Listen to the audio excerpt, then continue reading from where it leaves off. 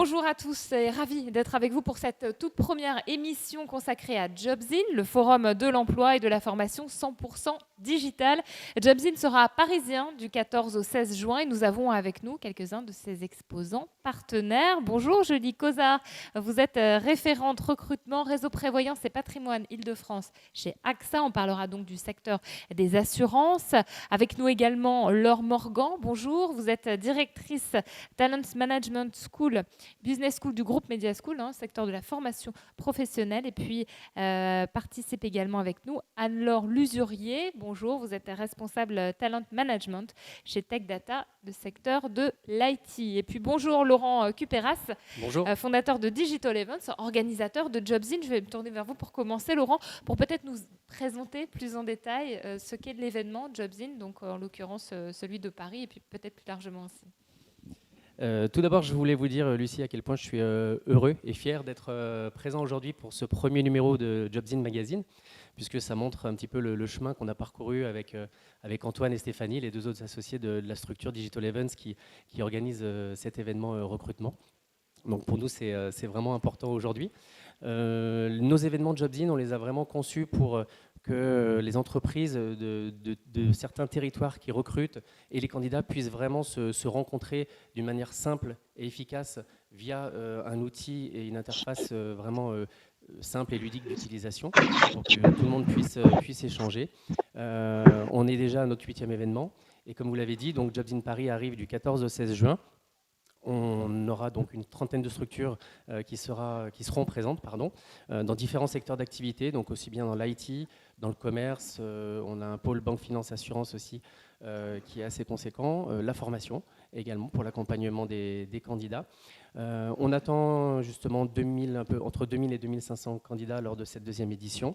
On est confiant puisque déjà près de 900 préinscrits, donc on est dans les temps de passage, on va dire, pour tenir ces chiffres-là, en tout cas. Et juste un mot pour savoir quelle est la différence entre un forum de l'emploi en présentiel, qu'on connaît, et le format numérique. Alors, le format digital simplifie vraiment l'accès, on va dire, au niveau candidat aux recruteurs, puisque d'une simple connexion, il va pouvoir accéder à différents espaces digitaux, donc des entreprises qui seront présentes à partir du 13, d'ailleurs, la veille, où il pourra préprogrammer des demandes d'entretien. Et ensuite, à partir du 14 matin, durant 3 jours, il pourra échanger en live avec ses recruteurs. Et du côté recruteur, on peut rencontrer dans un espace-temps très court un grand nombre de candidats sans se déplacer, en étant simplement derrière son écran. Et parmi ces intervenants qu'on pourra rencontrer de manière numérique, mais avec toutes les possibilités d'échange, sur cet événement Jobzine, il y a nos invités aujourd'hui. Et Julie Cozard, je vais commencer avec vous. Donc, pour AXA, est-ce que vous pouvez nous présenter un petit peu votre groupe ? Oui, bien sûr. Bonjour à tous. Donc, nous représentons aujourd'hui, lors du fameux salon, donc le réseau AXA Prévoyance et Patrimoine. Donc, c'est un des réseaux commerciaux d'AXA. Il a été créé en 1957 et il est composé d'inspecteurs commerciaux, mais aussi de 1450 agents généraux, experts donc de la protection sociale et patrimoniale. Donc, nos agents apportent donc des solutions en matière d'assurance de personnes, donc que ce soit à la fois individuelle et collective, auprès d'une clientèle donc spécifique composée de chefs d'entreprise, de professions libérales, de cadres supérieurs ou bien de retraités aisés. Voilà. Donc, c'est le premier réseau avec une mission. On a fêté nos 1 an il y a quelques semaines. Donc, c'est une démarche qui est inspirée du principe des sociétés à mission créées par la loi Pacte. Et donc, l'objectif est de donner à nos clients la possibilité de disposer de produits responsables tout en s'engageant à nos côtés. Merci beaucoup. On va passer la parole à Anne-Laure Lusurier, donc secteur de l'IT. Vous représentez Tech Data. Est-ce que vous pouvez nous en parler ? Bien sûr, bonjour. Donc Tech Data, on est le leader mondial de la distribution des produits et solutions informatiques. Donc on vend absolument tout ce qui existe dans l'univers et l'écosystème informatique, la souris de votre ordinateur, votre téléphone portable, du data center, du cloud, etc. Donc on a vraiment un portfolio très divers et on est présent partout dans le monde. Donc on est 22 000 personnes dans le monde et en France on est 800. collaborateurs. Et donc, on s'adresse principalement en B2B à des revendeurs informatiques. On est vraiment le lien indispensable dans l'écosystème entre les fournisseurs, les éditeurs et les revendeurs et distributeurs IT. Merci. Et puis Laure Morgan, donc là on est dans le secteur de la formation professionnelle. Parlez-nous un peu de Media School. Tout à fait enchantée, je suis Laure Morgan et du coup je dirige 2 écoles du groupe Media School. La première école s'appelle la Business School, qui est une école spécialisée dans le recrutement de commerciaux et également dans la formation des commerciaux à distance. Et la seconde école s'appelle Talent Management School, qui est une école de RH dédiée au RH et construite par des RH. Très bien, alors on va parler un petit peu en détail avec vous de la formation professionnelle. On sait tout d'abord que le recrutement n'est pas toujours simple en ce moment pour les entreprises. Anne-Laure Lusurier, j'avais envie d'avoir un petit peu votre point de vue là-dessus. Comment est-ce qu'il s'effectue le recrutement chez vous? Quelles sont les problématiques liées au domaine assez spécifique de l'IT? On est une entreprise principalement commerciale, donc aujourd'hui on recherche 80% de nos jobs, c'est des métiers de commerciaux, des métiers sales, et aujourd'hui c'est des profils qui sont extrêmement volatiles et sur un marché qui est extrêmement tendu. Donc c'est vrai que c'est très exigeant en termes de salaire aussi et d'équilibre vie pro, vie perso, c'est un levier qui est fort et des demandes qui sont très fortes sur le marché. Donc c'est vrai qu'aujourd'hui nous on doit faire la différence, se démarquer pour justement devenir un employeur de choix et recruter le mieux possible sur le marché. Alors, se démarquer, ça veut dire quoi pour vous?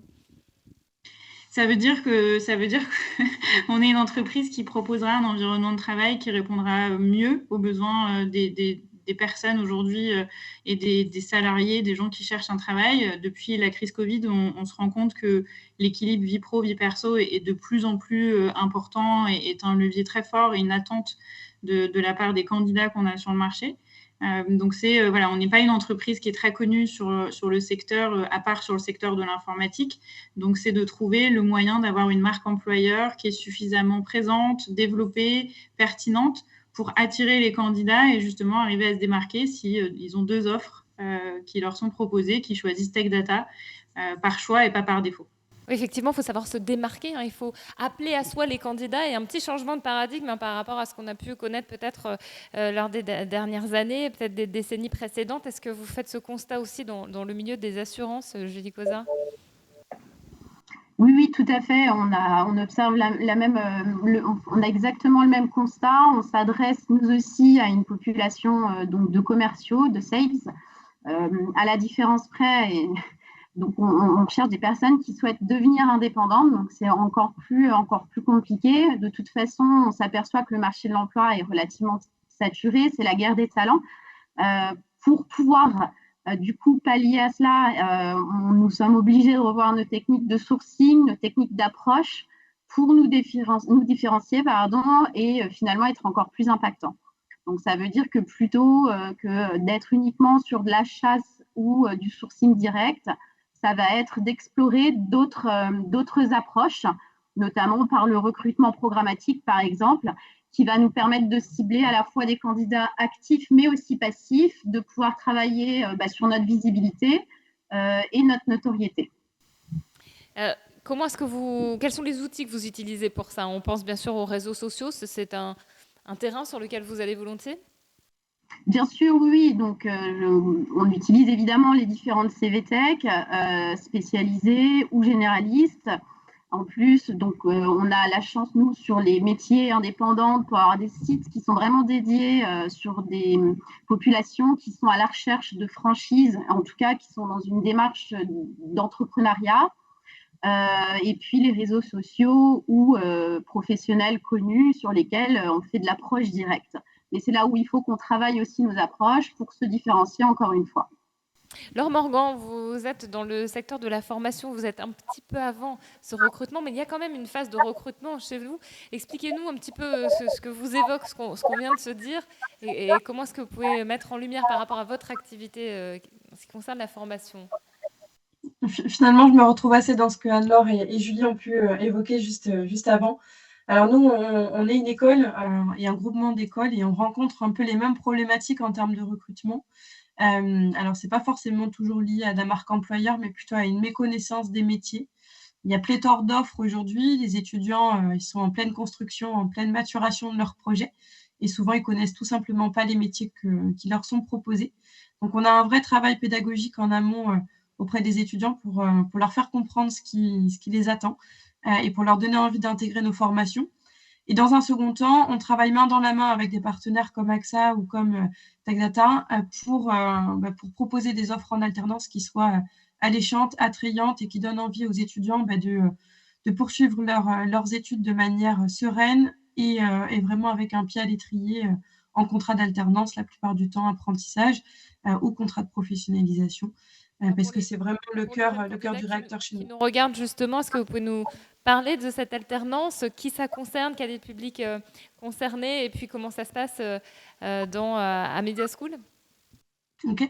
Alors, je vais vous parler plutôt des écoles que je représente parce que le groupe Media School, ce sont 220 formations, donc on a beaucoup de spécificités. Sur la Business School, nous proposons une formation en alternance pour des étudiants qui veulent valider une 3e année. Donc, c'est un contrat d'1 an qui va être sur un rythme de 4 jours en entreprise et une journée de cours.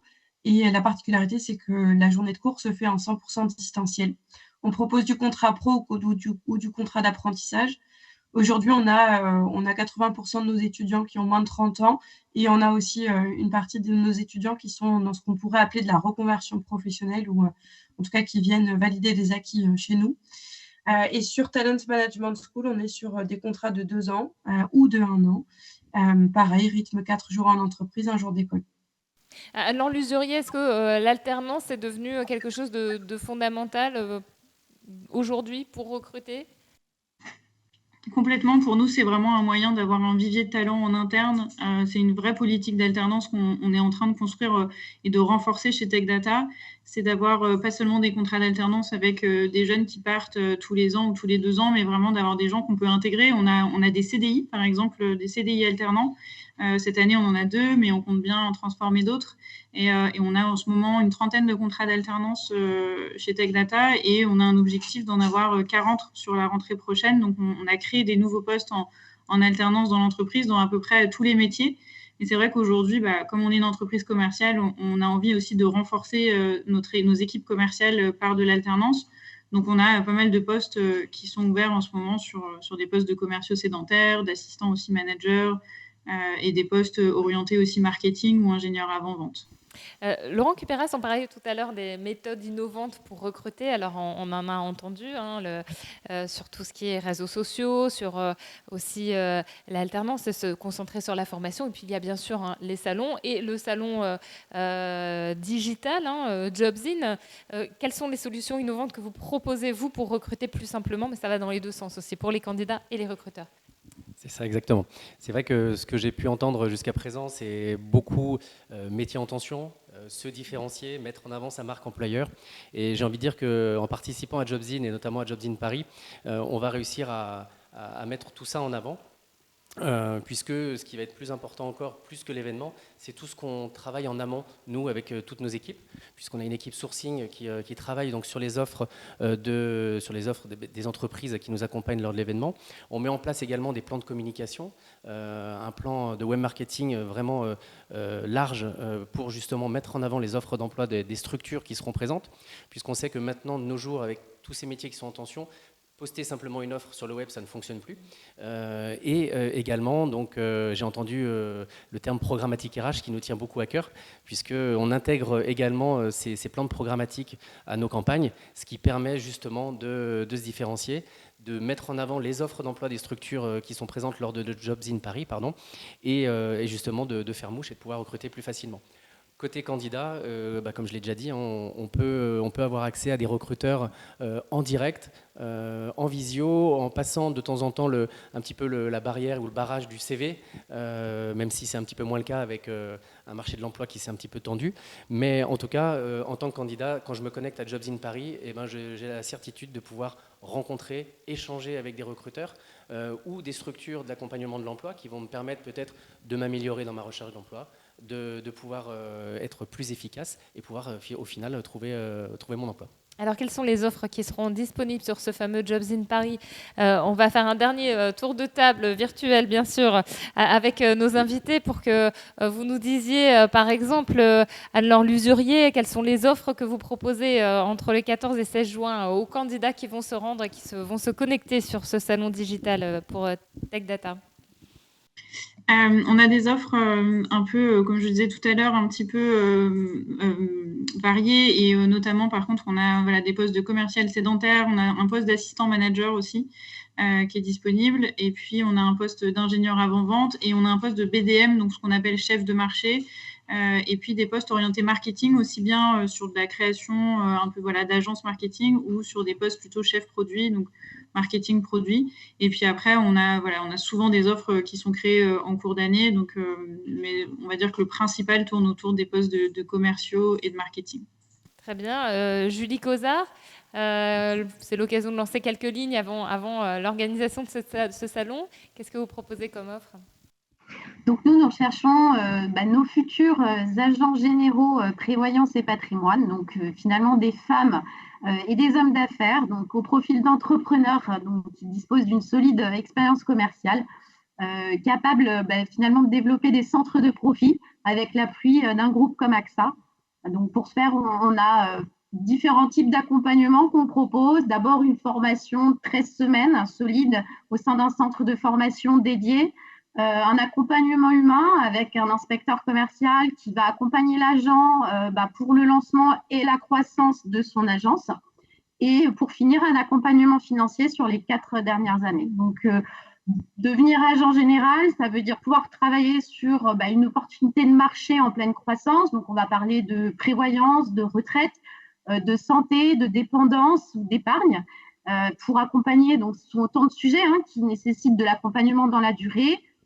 Travailler en toute autonomie et en indépendance, puisque vous l'avez compris, c'est vraiment un statut d'indépendant, démarrer sans apport de capitaux, et puis pouvoir développer sa propre stratégie de développement en choisissant à moyen long terme, soit de travailler seul, de recruter ou même de s'associer, tout en donnant du sens dans son travail au quotidien, puisque vous allez instaurer au fil de l'eau une relation de confiance et de proximité avec vos clients. Voilà ce qu'on vous proposera lors du salon digital. Toute une thématique de construction, en effet, qui est intéressante. Et puis, Laure Morgan, vous nous disiez tout à l'heure, ce qui compte, c'est d'expliquer aux jeunes quelles sont les formations qui existent. Alors justement, quel discours est-ce que vous allez tenir aux candidats qui vont venir vous voir sur ce Jobs In?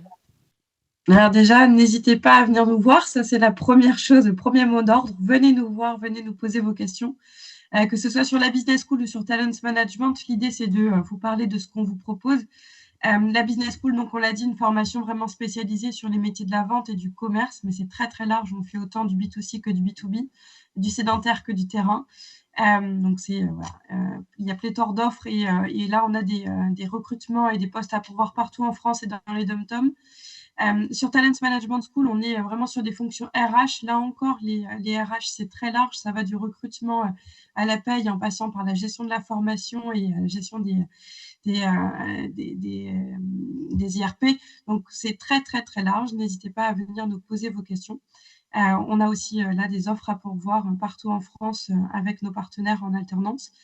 Et au-delà de tout ça, ce qu'on propose à nos étudiants et à toutes les personnes qui viennent nous rencontrer, c'est un petit bilan personnalisé sur leurs recherches, leurs aspirations pour pouvoir les aider à trouver leur chemin et à trouver aussi leur alternance à nos côtés. Un accompagnement, effectivement. C'est pour ça que l'échange est important, est intéressant. Est-ce que ce qu'on trouveront, du coup, les personnes qui se rendront sur ce Jobs In Paris, donc du 14 au 16 juin, vous pouvez retrouver toutes les informations sur le site www.jobsin.fr. Merci beaucoup à nos invités. Merci Julie Causard, merci Laure Morgan et merci Anne-Laure Lusurier. Merci à vous, Laurent Cupéras. Merci. Et puis à très vite donc pour ce Jobs In. Merci également à Lyon Webcast pour la réalisation de cette émission. Je vous dis à très bientôt.